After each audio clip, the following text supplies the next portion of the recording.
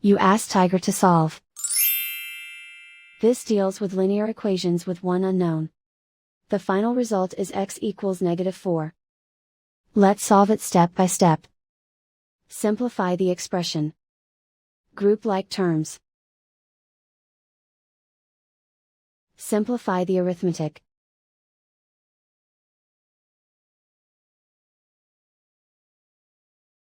Group all constants on the right side of the equation.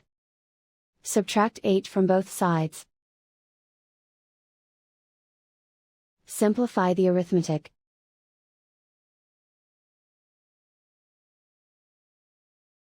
Isolate the x.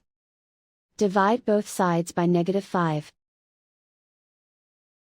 Cancel out the negatives. Simplify the fraction. Move the negative sign from the denominator to the numerator. Find the greatest common factor of the numerator and denominator. Factor out and cancel the greatest common factor. And so the final result is x equals -4.